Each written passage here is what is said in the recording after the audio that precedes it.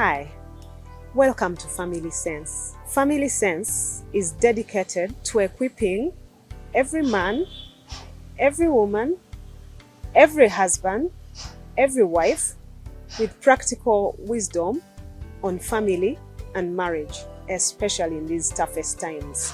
This is a production of No Regrets Communication, a division of Hope Education Network. Should you have any questions or need any information, please feel free to contact us on 0772 518 554.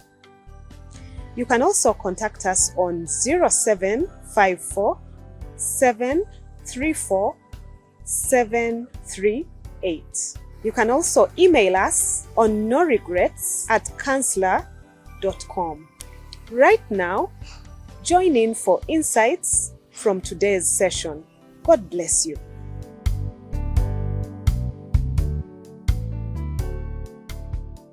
It's only and only when we let God be in charge of directing us towards that future, which has always been very elusive, that we shall see the unity we cry for even in that national anthem. I sometimes choose to call it a prayer. Yes. Because the more we've turned away from God, the more disunited we have become. It was even a shame to find a divorce anywhere in my growing years. It was a surprise. It would make big news for even if an ordinary person down in Kabale divorced his wife. It would make national news. But today it's a normal thing, and we have an entire industry of domestic violence and whatever those things, and all kinds of NGOs to try to deal with those things. Why? Turning away from God. So the unity we cry for, if we turn to God, there is great hope. It can be seen.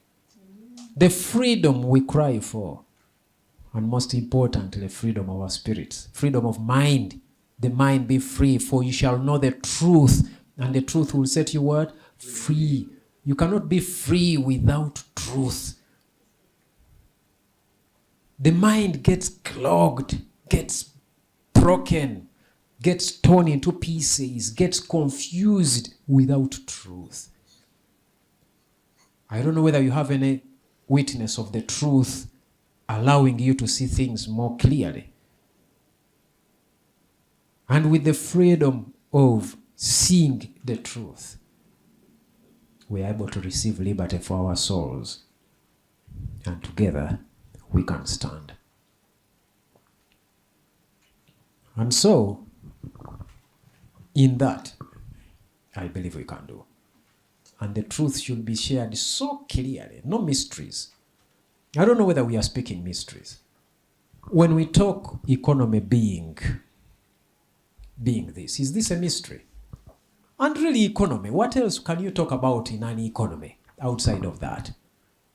It is work, and the work you do, you get rewards. The rewards you get, you manage them well. That is the cycle of any economy, whether it is a Ugandan economy, or American economy, or Chinese economy, or a Bill Gates economy, or Dokonyero's economy. It is just that. That is the foundational principles of an economy. You don't make sense of that. Even when you are given 1 trillion shillings, you will still fail. And money has never been capital, like we are sure. That's confusion. Yes, capital is not money. And I'm not confused. That's the basic truth. Capital has never been money. And people have got lots of money and have lost it because they were looking for money, capital, and they got the money.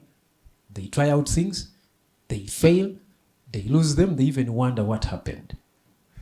And they are on a trip to write another proposal for what? For more money. until we get to see the truth, we shall always miss. So when you see that economy, basically that, and every one of us operates and participates in the economy, whether we know it or not. Even a beggar participates in the economy as one who begs. He begs those who have, and even goes and buys something. Is that economy? So you can participate in the economy as a generator of resources or as a beggar of the same. And is that good for us? Or is it good for anybody? We are in that yellow piece, and you realize it's a cycle. You break any one of them, you break everything. So you see the cycle. We are in that yellow piece called getting the rewards before we get into managing the rewards. And in getting those rewards, she guided us and led us to where we are here. System of getting what? Rewards. Once again, it's a system. Every bit of that is extremely essential. You miss one, you lose everything. That's the way it works. Just as if your body, what do you use to eat? Sorry? You use the mouth to eat. Okay, let me try it out. How does the mouth get the food? Hands. So what do you use to eat? What do you use to eat? In simple terms. Hands or mouth? Oh, they work together. Okay. How did the hand get the food? How did the mind get to think about the food? The eyes. So what do you use to eat? What do you use to eat? Now you realize the whole body works together in that. Even the legs take you to where the food is. All together. And if the food is smelling terrible, the mind will say, look the other way. That must be sweet food. So all of yourself works together. That's how systems operate. That should give us a basic example. And you miss one, you lose the other. Or the other way is actually to say, let's cut out your stomach so that you eat the food and get in there. What's going to happen? So everything works together. Get to know the role of each piece. So when we say system of getting rewards, every element there is extremely essential. If possible, just begin singing it. At least just begin singing, even if you don't make sense of something. And say, oh, I must be what? Diligent. Next, I must be skilled. Next, I must be what? I must do good work. Next, increase in what? Gratitude. Next, healthy relations. Next, I think that. So that's the way it is. And it is built on, do you see a man skilled in his work? And then other versions say diligent in his work. And then some versions even say a person who does a truly good work, he will serve before kings. And we've already seen that kingship, decoded, it is a decision what? Maker. And so many decisions take place all over. And we've seen you yourself can be a king. You yield your spirit to someone else to serve you. If I wasn't trusting Hotel Africana with what they do, believe me, I would not drink their tea. Yes. I would not. When I'm not sure. But yes, you say, I think these must be doing a good job. You are making a decision in there. Yes. Altogether that. That's the way it works. So in that, that's how. So if you keep doing these things, again, what are we saying? Increasing what? Diligence. Increasing skill. Increasing good work. Increasing gratitude. Healthier relations, increasing materials. Back to diligence. That's how it works. That's how the system of rewards work. You get rewarded there. Altogether. I have seen this I have seen this work in life, and it actually just builds around there. Everything builds around there too. Every reward builds around there. You see Jacob, what happened? Everything rotates around there. You see Joseph, what happened? Everything rotates around there. And we miss that, we lose it. Okay? So let's get into a little bit into diligence and what diligence is meant to mean. Because you can end up having nice words, but which are not clearly understood. It's not merely the words, it's not grabbing words. It's about the meaning of what we are dealing with here. Diligence, careful, continuous, and firm course of action. Just that. It's careful, not careless. It is continuously careful, meaning it doesn't stop today. And then thirdly, it is what? Firm, not loose. So when you act upon something carefully, continuously, firmly, that is what we call diligence. But sometimes we really apply so much effort, but carelessly. That has its own output, which is not good.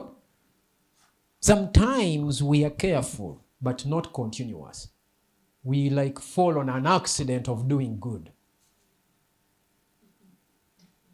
Then the next thing, we are unpredictable, unreliable. We don't continue whatever thing we do. We start and stop somewhere. We don't pursue things to very end. We try it out today, tomorrow we are thinking something different. We are up to something different. We end up in what we call work prostitution. We are prostituting between actions and works and businesses and everything. And I almost think I have many witnesses to that. Right? In this room. People who are always running and jumping and jumping and jumping and jumping and jumping. The moment they find something, they jump there. They jump.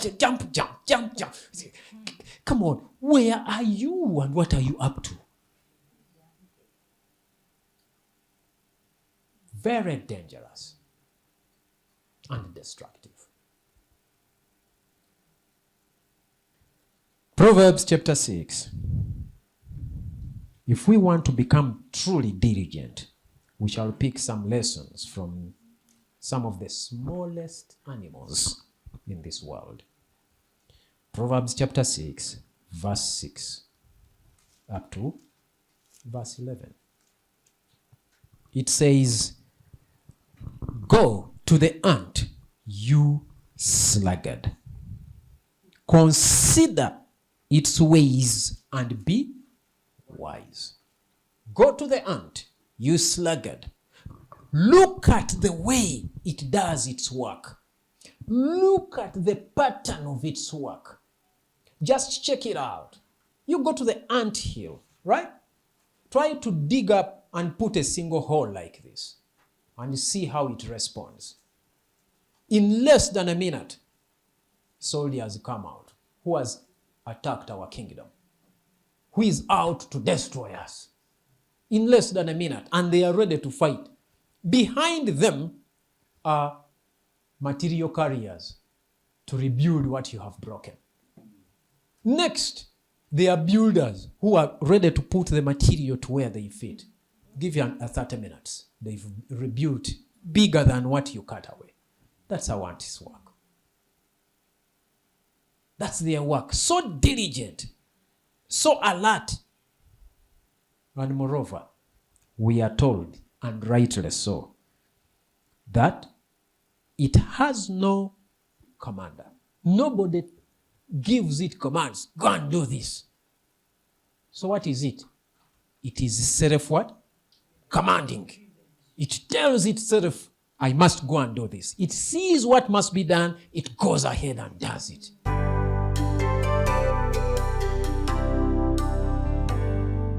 Remember that you're engaged in a Family Sense gathering, which is dedicated to equipping every man, every woman, every husband, every wife with practical wisdom on family and marriage. I hope you're enjoying yourself. It tells itself, I must go and do this. It sees what must be done. It goes ahead and does it.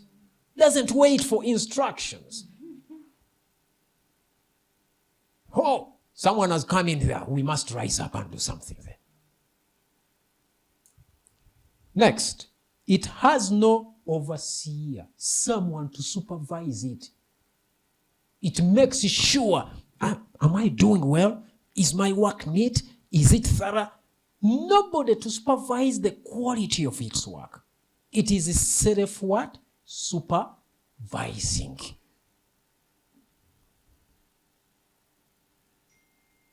But how many of us can comfortably do a very good job without supervision? That's where the real battle is. And you are watching your own work to make sure it is so thorough. And that's why we many times miss it. And some people are very good at doing very good work in as far as they have someone supervising them. The moment they go and now they feel so good that yes, now I can go and start my own business.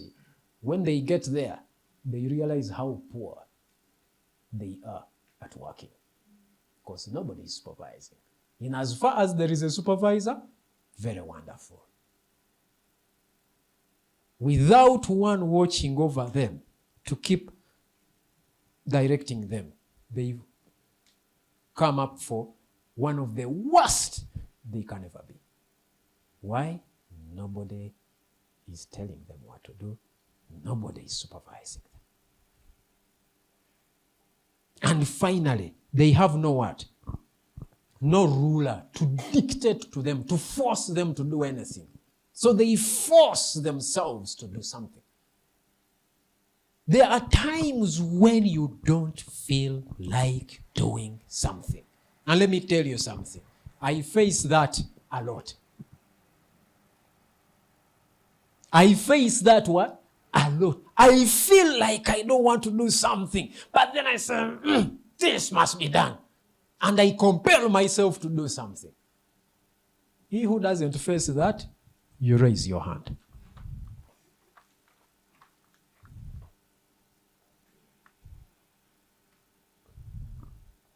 So I also have some witnesses there. There are times when you don't feel like something, but the sense of responsibility tells you this must get out of the way. So that and it is self-commanding, it is self-supervising, it is self-compelling. And that is the highest level of leadership. When you are not going to wait for anybody to command you to do something, to give you instruction. I don't know what to do. You get to a point of knowing what to do. You don't wait for someone else actually to give you the instruction. You have a sense of what? This must be done. Because you see what needs to be done, and then you do what? You go ahead and do it. You tell yourself to do it. And then two, you don't just do it. You do it well. That's the work of a supervisor. Are things running well? Are things being done thoroughly well? Not merely being done for the sake of completing a task. How many of us complete tasks and we are uncomfortable people checking out what we have done? And that's why actually people hate supervisors many times, because they are checking out their work. And then we say they are never appreciating. But sometimes actually they are seeing what we are not seeing. Are you seeing that? This works everywhere, whether in politics or in a farm or in a company or whatever, even in a church. If only we had supervisors in church, I believe me, many of us pastors would be better. But because we have nobody to supervise and we are at the top, we do what we please. With whatever, even the tithers, we do what we please. Yet he says, don't just handle church money just anyhow. It is instructed in there. Members, self what? Instructing. Self-supervising. Self-compelling. It compels itself to do something. Go to the ant, you sluggard. And what does he say? Yet it stores its provisions in summer and gathers its food at harvest. It knows how to plan for what it is doing. And then says, how long will you lie there, you sluggard? When will you get up from your sleep? A little slumber, a little folding of the hands to rest, and poverty will come on you like a bandit, and scarcity like an armed robber. So diligence has that driving force. That's a fuel. It's an internal fuel. It's a fuel that drives somebody. That this must be done, and it should be done very well, and it should be done in time. An internal engine in there. So, look at it very well. There are other people who do this in Proverbs 13, verse 18. What does it say? We are laying a foundation to build up this thing. I want to read. It says, he who ignores discipline comes to poverty and what? Shame. But whoever heeds correction is what? Honored. The equivalent word to it is actually discipline. Having that healthy pattern of continually doing something you have to do, which you know you must do. If you are indisciplined, people really work, and they work hard, but just when they feel like. And sometimes even work hard to do the wrong things. And some work, today they feel like, tomorrow they don't feel like. Especially when they have had some money fall into the account, enough of it. They forget to work for the next 1 month until the money is over. You ask someone who gets a jackpot, and you want me to be very practical. You ask where Chiprotich is. Did he get little money? Do you know what he's up to? And the moment he got the money, he began to go and forget training. When he tried to go back to the field, the man had the... And that's generally how we tend to be. But we donated the money. He got more than 1.5 billion shillings. He got lost in the money. He became negligent. I just gave a little example. I have many examples. The next example might actually be you.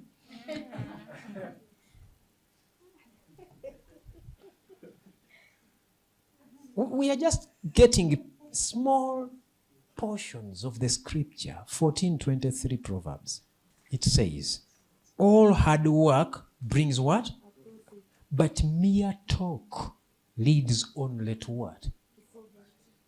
And you know, we talk about these great ideas we have. And we talk and talk. I really have a great plan. talking and talking. Come on. We had better get out of that. Diligence is still what we are trying to build a foundation for. Look at Proverbs 21:5. Just getting something to build upon so that we may see what this thing is all about. Proverbs 21:5. What does it say? Are you there? Yes. In my version it says, the plans of the diligent do what? Lead to profit. As surely as kupapa leads to poverty. You know, we do so many nice plans and we approach them so poor, and then we just jump onto things and we do things carelessly, not continually up, and that is just destroying. It has destroyed many people's wonderful projects, and a lot of resources is lost in the process. Because we are jumping and jumping and jumping and kupapa. Please get slowly. Do what? Be careful, continuous, and firm in your course of action. It's extremely important. The plans of the what? The diligent. As what? Lead to? As surely as haste leads to? As surely as what? How about the plans of the negligent? They come to nothing. Wonderful plans. Let us just do a further search in Proverbs 28, just to see the story, and then we move forward. 28 verse 19. It says, he who works his land will have abundant what? Food. But the one who chases what? Fantasies will have his fill of what? Poverty. Chasing fantasies, fantasizing, building castles in the air, assuming just the grand plan God is going to provide. He told me, actually I was prophesied upon, and come on. Okay. Even 1,000 prophecies to which you do not put your hand to, you will blame that he who prophesied, and you begin to say, he actually doesn't have fuel. Tell na mafuta.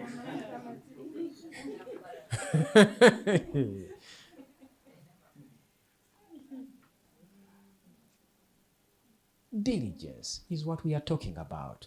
And it has 4. If you are going to achieve it, it has 4 elements which we are dealing within ourselves. The first element is focus. Focus. Well-directed what? Attention to specific order of work. You have a clear attention. The things you put attention to. But as soon as you set to do some work, as you begin to lay a brick, then WhatsApp comes here. Say, let me first pick up my WhatsApp. You put it there, okay.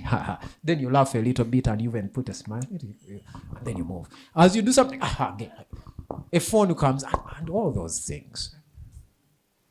I say, what are you up to? You read your day. Just read your day and how it runs. There are times when I'm, for instance, meeting someone and I will not pick my phone. We've engaged. Do I pick my phone when we're engaging? Put us, regardless of how important the call appears to be. I said, no, please. That is actually even a disrespect of the person I am with. It's a dishonor of this person here who was created in the image of God. But what is honorable? I will pick the phone after. And you called me sometime earlier. And I missed your call. But here I am. Is that honorable? Here I am. Why? I want to make sure I maintain what? Focus.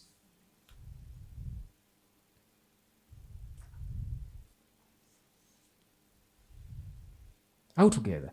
Otherwise, if I'm engaging with someone or I'm engaging in something, I'm actually saying this thing is unimportant. Then why did I even begin to engage in it? Or I am engaging with someone, then I turn. And if I'm starting something and I'm aware I will be interrupted, I said, there is someone I'm engaging with earlier. I will request you to pick up that person when he comes. But it will be a minute, not more than that. Those are now becoming personal disciplines by which you operate. That's how a diligent person operates. Otherwise, there is so much loss of focus, loss of, it's too much. All over. So focus. Family Sense is on a mission of teaching God's truth for reforming marriages and building families throughout the nation. Stability of our nation can only be realized with well-founded families and marriages. We therefore invite you to engage in Family Sense gatherings. Should you have any questions or need specific assistance, please feel free to contact us on 0772 518 554 or 0754 73 4738. You can also email us on noregrets@counselor.com. God bless you. We look forward to seeing you next time.